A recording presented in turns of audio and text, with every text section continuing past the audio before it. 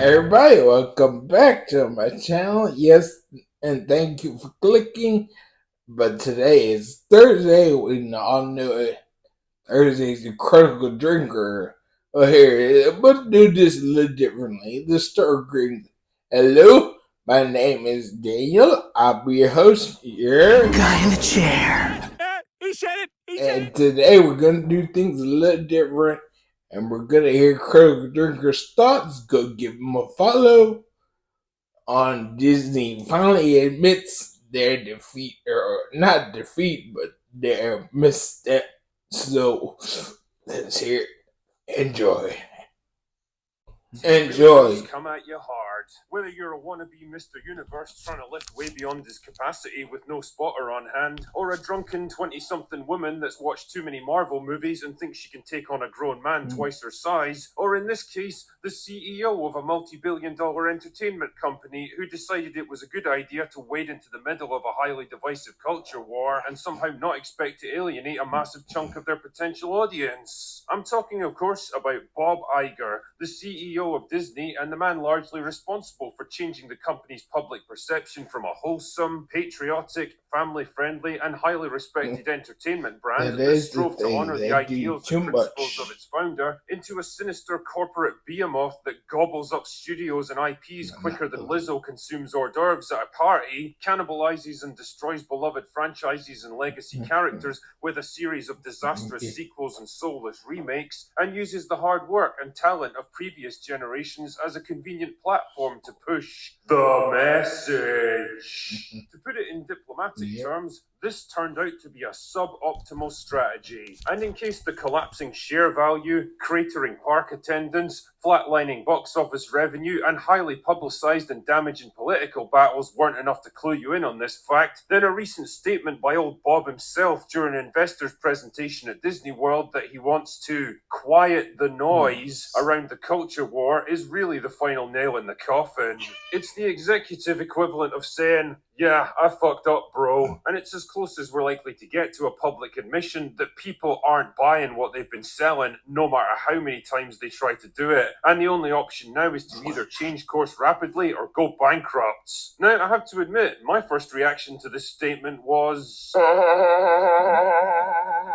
As I said on Twitter at the time, it's a bit like setting fire to your neighborhood and then acting all surprised when your own house starts burning down. Of course this was always going to happen, Bob. Did you really think you could drag your company into a highly contentious cultural battleground like this and not suffer the consequences? That's the problem with politics, you see. It's inherently divisive by nature, now more than ever. And no matter which side you choose to throw your weight behind, you're automatically going to piss off the other side, cutting your potential audience neatly in half. I mean, I'm no businessman, but I'm pretty sure this is not a winning business strategy. And I'm not going to lie here, the audience that you chose to pander to is a particularly difficult one to please, because here's the thing, it doesn't really exist in the first place. It's less of a demographic group and more of a loose collection of terminally online, perpetually offended serial complainers for whom the idea of nuance and compromise is as offensive and alien as having to listen to conflicting points of view. People like that will never be happy. No matter how much of your previous work you censor and remove and edit to try to appease them, they'll always find a new thing to be offended and outraged by. No matter how many concessions you make, no matter how much ground you give them, their demand is always going to be the same. More. Until eventually they'll demand something that you can't give them, in which case you'll become the enemy just like everyone else. I mean, look what happened to Bob Chapek, who committed the heinous crime of not wanting to get the company embroiled in a highly divisive political debate in Florida against a man with the power to massively fuck things up for Disney. Before you knew it, the activists were all over it, and Bob was forced into a humiliating public climb down. And tell me, did this actually help your business in any way? Did people suddenly flock to your theme parks or rush out to see your movies? Didn't think so. The only thing that did happen is that you lost the special tax exemption status for the land around your theme parks, massively increasing your operating costs, and got dragged into a protracted and very expensive legal battle that's still going on even now. And what's kind of sad here is that none of this needed to happen. This isn't a hill that you had to die on. Why? Because you're a fucking entertainment company, not a political party. Normal, everyday people don't want or need you to champion a cause or push forward an agenda, because that's not your job. Normal people don't need you to fight for or against them, or to praise or lecture them. Normal people watch your movies or go to your theme parks to have a bit of fun, to escape the worries and pressures of everyday life for a couple of hours, to lose themselves in the fantasy for a while. This right here is your core audience. This is your core audience. This is your core audience. This is not. And the last thing your core audience wants from a family entertainment company is to run into the same preachy, divisive pandering they get bombarded with on a daily basis. And the thing is, while I can at least respect the fact that Iger's finally acknowledged the problem he created and what he needs to do to fix it, I don't think he appreciates the monumental effort it's actually going to take. Talk is cheap, actions are what counts here, and this one's going to require the Mount fucking Everest of actions to put right. Disney as a corporation is riddled with this stuff now at every level. It's become part of the corporate culture, mostly because he allowed it to happen. He let the foxes into the henhouse, and not only are they eating all of his chickens, but they're multiplying at an exponential rate. And believe me, they are not going to leave without a fight.